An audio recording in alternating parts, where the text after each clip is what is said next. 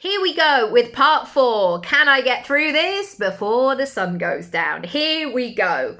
I'm not going to go over what I've been talking about this week, but you can go and check over the past 3 episodes. They could be really helpful for you. Number 1, what did I do 10 years ago? I lent on my own braveness. I tapped into all of the brave things that I had done over the years. And I think that this is a really powerful tool, especially if you are at a point where you suddenly feel like you're leaping into the unknown. Lean on your own confidence, because like that conversation from 1996 that's probably lodged in your head, your body also remembers your strength and your muscle, and as we say, it's like riding a bike. So really tap in and really pat yourself on the back, be like, yeah, well, you did that before and that worked and you gave that a go, and all of these things. It's really, really important. Number 2, as you are stepping into this future self version of yourself, I want you to have a really clear picture of your dream and also give it some wiggle room. Now, I think sometimes people don't progress because they haven't got the full picture fully formed. But if you've got pieces of the puzzle that you know you want to include, almost like, you know, when you see interior designers putting together a scheme, is that what it's called? And they might have one of those trays and they're like, I know that I want to use this wallpaper. This wallpaper is really important to me. I really connect with this wallpaper. So they might start with the wallpaper and they're like, well, out of all the colors that are in this wallpaper, I think this paint for the ceiling would work really well. So they add that in. And then they might have that thing of like, well, I don't know where to go next. And so they might say, well, what wouldn't be appropriate? And it's like, well, that kind of light just would not work in this space. Okay, so that they've eliminated that. So what is the light that's going to work within this space? And I think that is how we build our future. We do it slowly but surely, and we form the picture.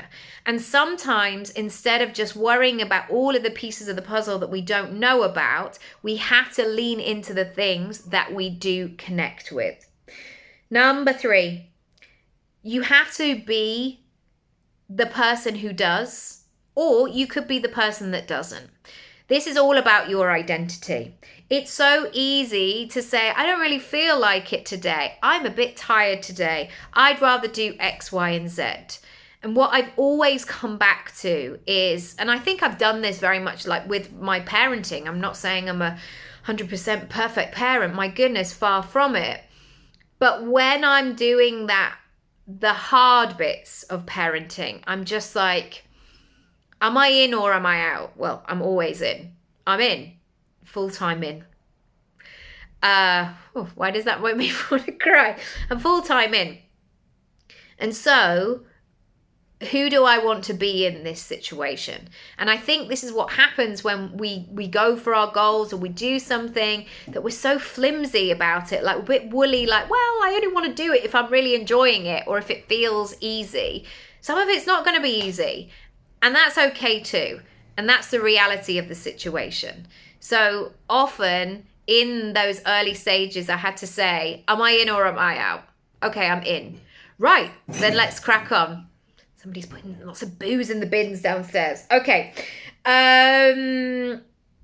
Number 4, break the obstacles. Take the action. Take the action. Knowing what is standing in your way is going to be so powerful. And often the great thing about this is it's the same things again and again, standing in the same, it might be the same trigger, the same conversation, the same limiting belief, the same whatever it might be. Get to know it. Don't just keep pushing it down, because we know what happens. When we keep shoving stuff in a drawer, there's going to be one day where it's like, oh, I can't open the drawer. Or it's just going to pop out everywhere and everything's going to be a mess. Get to know your obstacles. Bring them to the table. Welcome them in. What are you trying to protect me from? What are you trying to stop me doing? Why should I pay attention to you? And that's been really good. Why should I pay attention to you? Well, because actually this was true in 1997. Yeah, mate, it's 2024. I'm not interested. Thank you so much. Bye. Right? And then take the action to move through them. The last one. It's a 3-parter. Visualize. Number 1. So powerful. If I ever get stuck or in a funk, walking and visualizing, thinking about something, getting excited about goals and dreams, so powerful. Follow the crumbs. Notice the little patterns. Notice the things. It's like, oh, this could be it. I'm a little bit step closer. Acknowledge it all. Don't just go, well, nothing's working, and just be all over the shop. Keep putting one foot in front of the other. Keep following along. Finally, look for examples that it's possible. That sometimes can just stop you in your tracks and allow you to send that email. Well, it's possible for them, so why not me? That is so useful. I hope you've enjoyed this series. Next week on Monday, I will be back with the 5-year one. And that was a point where everything really began to elevate. So do follow along. And I'll see you next time. Lots of love. Bye.